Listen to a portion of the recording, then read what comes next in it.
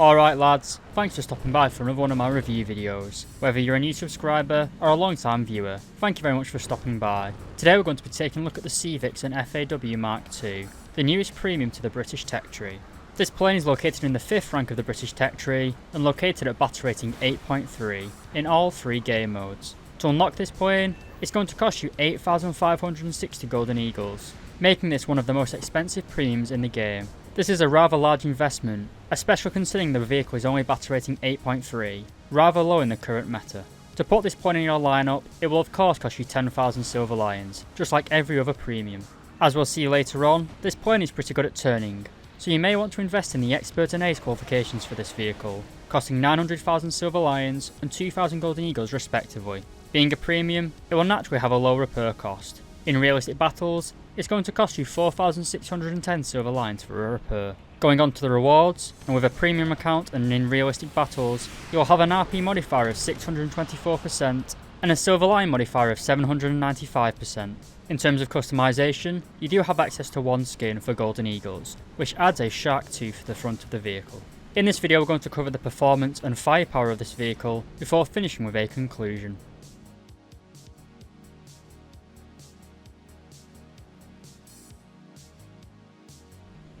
Moving on to the performance, and the Vixen is powered by 2 Rolls-Royce Avon Mark 208 jet engines.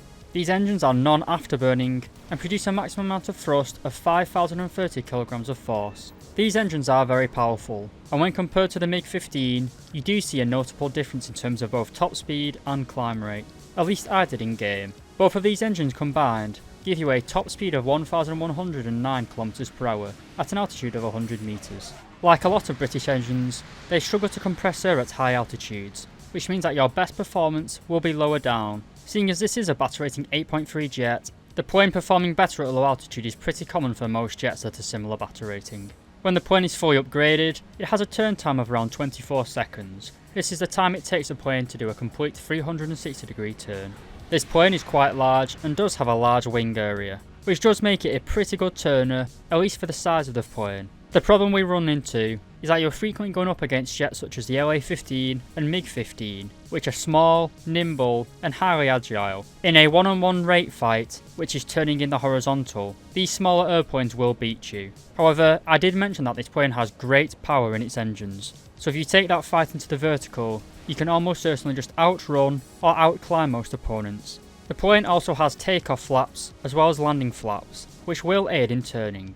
The takeoff flaps break at around 407 km per hour, and the landing flaps slightly lower at 324 km per hour. Your flap rip speeds are pretty low actually, and I have tried to use them at high speed and they have ripped straight off the plane. This means I've only been able to use my flaps during slow speed, near stall engagements. The lack of combat flaps is a big issue on this plane. Your landing gear will rip off at a speed of 407 km per hour, and you do not have a drag chute on this plane, making landing rather tricky. Not so much because it's hard to actually land the plane, but it just takes so long to stop the plane. So if there's an enemy strafing the runway, you can't really land quickly and get back up in the air. It's going to take you a good 2 minutes at least. To conclude, the plane is fast and climbs very well. It is notably more powerful than most other planes at battle rating 8.3, and just laughs at battle rating 7.3 planes. In an up tier, against the early sabres, you are still at a notable power advantage, with most of them not being able to catch you or outclimb you.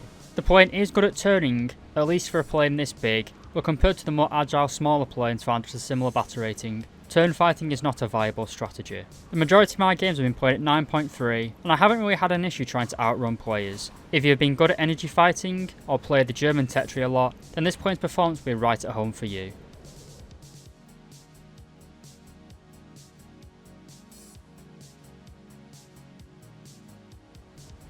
Alright boys and girls, we now move on to the good stuff, the firepower. While normally we'd start with the guns, this plane doesn't get any, kind of like modern day Britain. Although I have it on good authority, both pilots have been issued their regulation bread knives. So if we don't get guns, what do we get? Well, to start with, we do get 2 sets of bombs. We get a 500 pound bomb which carries 65 kg of TNT, destroying anything within a radius of 6 metres. And we can also carry the 1000 pound bomb, which carries 220 kg of TNT, destroying any vehicle within the radius of 11 metres. These bombs do drop one at a time, giving you up to 6 individual bomb drops. While pretty good for ground realistic, You can't really carry enough of these bombs to make them effective in my opinion. Another weapon system that is insanely ineffective are the Royal Navy rockets, or RN rockets. These travel at 681 meters per second and contain a puny explosive warhead of 0.5 kilograms of TNT. This gives us 10mm of penetration at 100 meters and 9mm of penetration at all other ranges. These rockets aren't worth using at all against other aircraft or against most armoured targets. I believe that in real life they were mainly against anti-infantry or anti-light vehicles, but these rockets, there's no chance that you'll do any sort of damage to any sort of heavily armoured or main battle tank. Any vehicle battle rating 8.3, apart from the very light infantry fighting vehicles, are basically just going to laugh off this damage. Even attacking the tops of roofs of vehicles, these missiles with 10mm of penetration are not going to do anything. You can also carry the AP Mark II rockets. These are World War II vintage, and they are found on many vehicles around the battle rating of 4.0. These contain no explosive warhead, their penetration relies on their velocity and their mass. These weigh 27 kilos and travel at a speed of 480 meters per second, giving them 100mm of kinetic penetration. At a more realistic launch range of 500 meters, they can still penetrate 90mm of armour. However, you will need a direct hit with these rockets to get a kill, and as I said, they contain no explosive penetration, so they have very poor post-penetration damage, essentially acting like huge APDS rockets. Another World War II vintage is the RP-3 rocket. These travel slightly slower at 350 meters per second, but contain a huge warhead of 5.4 kilograms of TNT. They have a maximum penetration of 60mm, and you can do good damage with these rockets. 5.4 kilos, especially with the era of overpressure, is very effective at killing vehicles. We can also carry the AGM-12B bullpup. These are air-to-ground missiles and are guided using your WASD keys. They travel fairly slowly at 245 meters per second, but contain a huge 63.5 kilogram warhead, giving them 93mm of penetration at all ranges and angles. You can only carry a maximum of 2 of these missiles, compared to other vehicles in the British territory being able to carry 4, such as the Buccaneer and the Scimitar. This does limit their effectiveness, as you can only get a maximum of 2 kills reliably. While I would have liked to have seen 4 of these missiles on the plane, it is worth mentioning that it is a battle rating 8.3 vehicle, and an 8.3 vehicle having bullpups is very powerful. We then come on to your missiles, which is your main source of getting kills in this vehicle. First up, we have the Fire Streaks. These are rear aspect infrared seeking missiles, and they can lock at a range of 4 kilometers. They have a maximum overload of 15 Gs and a maximum launch overload of 4 Gs. They contain 22 kilograms of TNT filler, which does make them pretty powerful. However, your next missile is even more powerful. These are the Red Tops. They weigh slightly more and have the same infrared guidance system, as well as the same rear aspect lock, although their lock range is slightly more at 6 kilometers. They also travel much faster, at 2.5 Mach, and their maximum overload has been increased up to 16 Gs, but they still retain the poor 4G launch overload. The explosive mass of the missile is also increased, up to 31 kilos. The Red Tops have a proximity fused warhead, making them very potent at this battle rating, where most enemies are rather slow. These missiles will be your main source of kills with this plane, but it is worth mentioning something.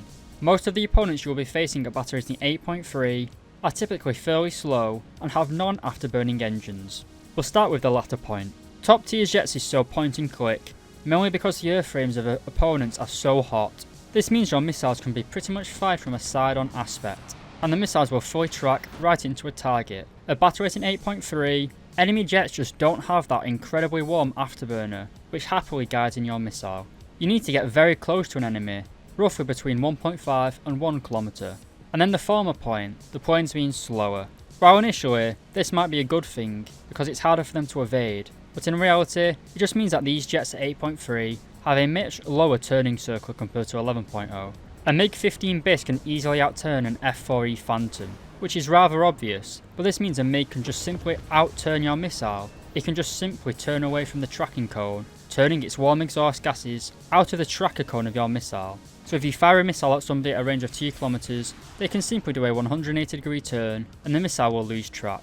And that's even the best situation. Sometimes, a simple 90 degree turn can cause your missile to lose track, as the planes just aren't fast enough to produce enough heat over the airframe for the missiles to track. Although the Red Top missiles do have 16 Gs of overload, they perform very similar to the AM-9Es. They are good, don't get me wrong, but I think the lack of guns on this plane is a major issue, especially if you're a newer player and isn't too familiar with energy fighting. as I'll be honest with you boys, getting kills with this jet is a lot of work. You really have to know what you're doing and know when and when not to fire.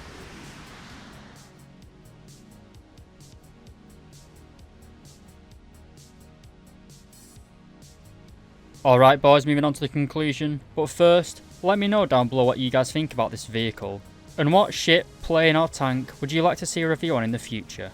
This Vixen Premium, while very powerful as demonstrated by its performance such as its top speed and engine power, as well as those fabulous fire streak and red top missiles, it just isn't a good premium, not for your average run-in-the-mill player. We'll start with the price. Nearly 9,000 Golden Eagles is a huge investment into a free-to-play game, especially in realistic, which is well known for its volatile nature.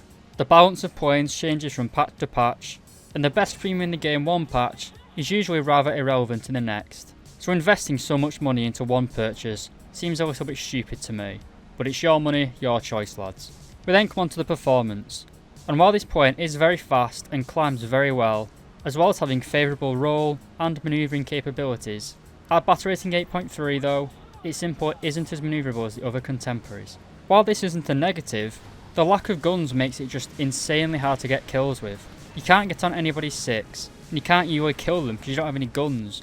And if you're in a close range turn fight, then you can't use missiles, so you have to use this as a boom and zoomer pretty much. And if an enemy's not stupid, they can simply just start evading you as soon as you go to a gun run, or should I say missile run. Because of this, it's insanely hard to carry a game in the Vixen, purely because of that fact. A player that's turned on and paying attention can simply just do a sharp turn and completely throw off your missile. This wouldn't be the case if you had cannons, as you could get in close behind them and spray them down. It's like playing a hawk or hunter, but without the guns. Yes, you are fast with good missiles, but you really do need guns to do well at this battle rating. While arguably irrelevant at 11.0, at 8.3, cannons still are the main way of getting kills. While I certainly can't sit here and argue that the Vixen is a bad plane, because it just isn't. It just simply doesn't make a good premium. It isn't new player friendly, you do need a lot of experience to do well in this plane. The matchmaker is pretty good, but it doesn't outbalance the negatives I've just mentioned. If you're a new player or less experienced, you will struggle incredibly to get kills in this plane. I believe that there are much better alternatives already in the British tech tree. The Harrier GR1, as well as the Hawker Hunter, just make for much better premiums, which are much easier to pick up and learn, and around a similar price point. To conclude, I'd give this plane 4 bread knives out of 10. If this jet had cannons, it would be a solid 8 out of 10. As I said lads, let me know in the comments down below what you guys think about this vehicle, and what planes you'd like to see in the future. Once again, thank you very much for watching, and I'll hopefully see you in the next video. Please do consider leaving a like and subscribing, and I hope you have a great day.